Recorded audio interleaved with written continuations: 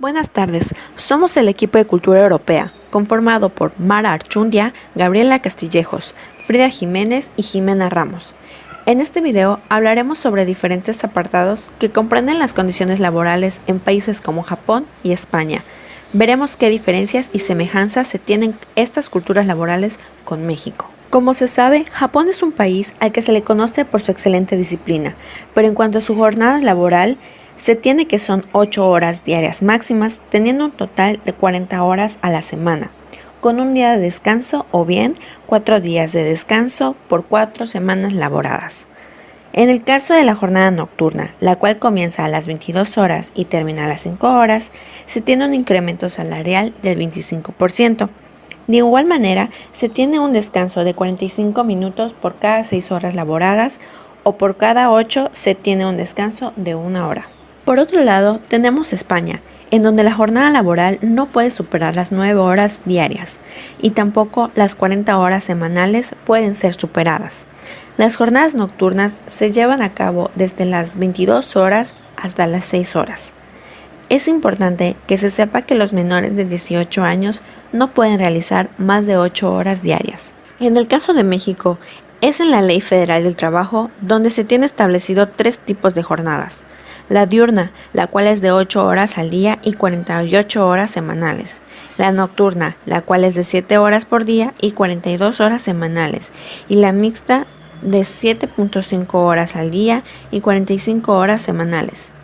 En cuanto a las jornadas extras, no deberán rebasar las 3 horas diarias, ni podrán ser más de 3 veces a la semana. En el caso de los trabajadores menores de 16 años, estos no podrán trabajar tiempo extra ni después de las 22 horas. Las prestaciones que tiene México es el seguro médico, vacaciones, aguinaldo, vales de despensa, seguro de gastos médicos, fondos de ahorro, bonos de productividad y permiso por maternidad. España cuenta con el preaviso o plazo de desahucio, auxilio de cesantía, las vacaciones, salario de Navidad, participación en los beneficios de la empresa o bonificación, importe de remuneración y la retribución por maternidad. Japón tiene estas prestaciones: compensación competitiva, cuidado de salud, que es el seguro médico, prestaciones de jubilación y licencia de maternidad o paternidad. El salario promedio en México por los trabajadores afiliados al Instituto Mexicano del Seguro Social es de 10,562 pesos mensuales, pero el salario promedio entre toda la clase trabajadora es de 6,117 pesos mensuales. El salario promedio en España es de 900 euros mensuales. Esto equivale a 19,281 pesos mexicanos. Y en Japón los trabajadores japoneses ganan en promedio 323.669 yenes mensualmente. Esto equivale a 55,258.83 pesos mexicanos. La maternidad. En México, la incapacidad por maternidad consiste en un periodo durante el cual la mujer podrá ausentarse de su trabajo para atender a su hijo recién nacido. Durante este tiempo gozará de su remuneración salarial completa al 100%. El tiempo de maternidad es de 84 días. Y también está el permiso de lactancia, el cual consiste en 2 periodos de media hora para poder alimentar al bebé. En España, el permiso de maternidad consta de 16 semanas que deben disfrutarse de manera ininterrumpida tras el parto. La adopción o acogimiento permanente durante más de un año de un menor de 6 años o un menor de 18 años con discapacidad. Lo que se conoce como la hora de lactancia consiste en que durante los primeros 9 meses de vida del bebé, las mamás cuentan con una hora de pausa durante su jornada laboral para la lactancia, que no se descuentan de su salario. La trabajadora es la que decide cuándo quiere disfrutar de esta pausa e igual cuenta con un tiempo de 1 hora o 2 de media hora. En Japón son 6 meses y el salario depende de la regla laboral de cada empresa, y después del parto son 8 semanas las que se les dan a las mujeres. Se les brinda a los padres y madres clases para aprender sobre el embarazo, parto y crianza de bebés impartidos por los especialistas. El nivel de desempleo es un medidor macroeconómico el cual analiza la cantidad de personas que se encuentran, como bien su nombre lo indica, desempleadas en el país. A continuación veremos una comparativa de tablas que nos hablarán sobre el nivel de desempleo en los países que estamos analizando. En cuanto a nivel de desempleo para España, nos encontramos con los siguientes datos. De febrero del 2019 tenemos una tasa de desempleo del 13,9%, el cual es representado por 12,3% en hombres y 15,8% en mujeres. La tasa de desempleo con mayor cantidad es la de menores de 25 años, con un 32,4%, 33,0% para hombres y 31,7% para mujeres. Para mayores de 24 años es una tasa menor, del 12,6%, siendo representado por 10,8% para hombres y 14,6% para mujeres. También tenemos datos comparativos entre el año 2017 y 2018. Fijándonos en la tasa de desempleo del 2017, podemos observar que era del 16,5% y para 2018 era del 14,3%, con lo cual podemos ver que hubo una gran disminución. Además de esto, podemos observar ciertos rubros como el desempleo en hombres y mujeres, el desempleo en menores de 25 y el desempleo entre hombres y mujeres. ¿Cuál es su diferencia? Lo cual vemos que es bastante equitativo de cierta manera.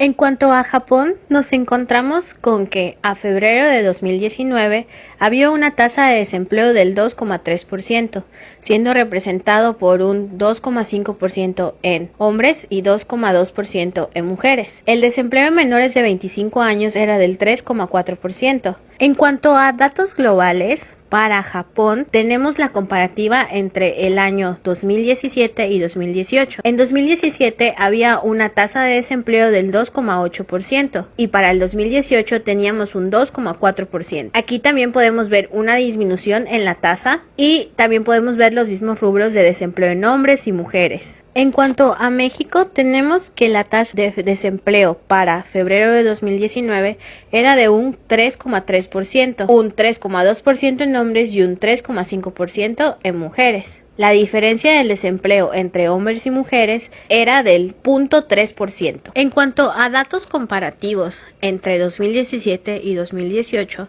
tenemos que en 2017 México tenía una tasa de desempleo del 3,1%.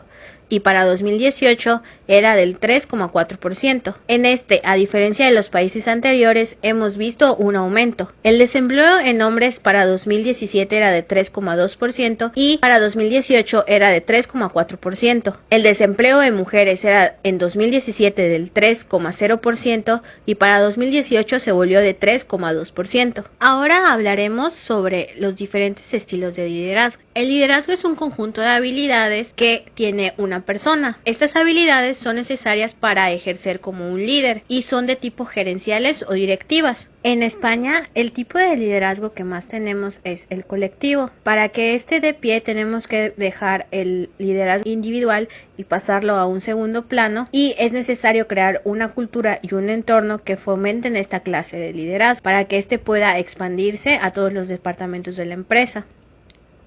En este tipo de liderazgo es muy importante la influencia, ya que los líderes deben destacar por su capacidad de esta y no por el puesto de trabajo.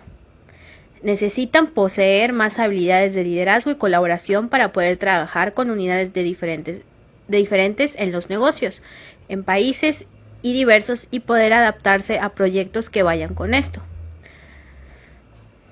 Este tipo de liderazgo es en el cual las personas que están a cargo toman las ideas de las personas que están en un nivel inferior o que están trabajando con él en el equipo, para así poder crear mejores y mayores ideas y encontrar mejores soluciones. En cuanto a México, todo nuestro estilo de liderazgo se ha desarrollado desde la época precolombina. El estilo de liderazgo que más ha estado implementando en las empresas hoy en día es el liderazgo empático. Este estilo permite al líder ubicarse en el lugar de los seguidores y, mediante el conocimiento de los individuos, las habilidades para negociar y las técnicas de intervención e integración, permiten formar equipos de trabajo que generan valor agregado a sus actividades, consiguiendo así ventajas competitivas en sus organizaciones, así como un incremento notable de la productividad mediante la innovación de calidad de los procesos que se tienen. Este tipo de liderazgo debe ser cálido, debe ser sereno, tiene cierta rigidez, pero siempre es muy justo, y sobre todo la empatía, que debe ser una práctica que permita descubrir los deseos y necesidades de las personas con las que estamos trabajando. Hablando del nivel de estudios, en Japón su sistema es considerado por muchos uno de los más eficientes del mundo. No en vano se han situado año tras año en los primeros puestos del ranking del informe PISA, Program for International Student Assessment. Al igual que en México, ellos tienen distintos niveles de escolaridad y la educación obligatoria en el país es la primaria y la secundaria. Después tienen un instituto que vendría siendo su bachillerato y ya después también tienen colegios tecnológicos especializados, universidad y escuelas de posgrado. La educación obligatoria es mayoritariamente pública y gratuita. Al igual que en España, los niños empiezan su escolarización a los 6 años, al entrar a la primaria. En la enseñanza obligatoria, el índice es de un 99.8% de niños que han terminado, tanto en las escuelas públicas como en las privadas. En el instituto, el 98.1% termina y la universidad la terminan el 70.8% de los alumnos.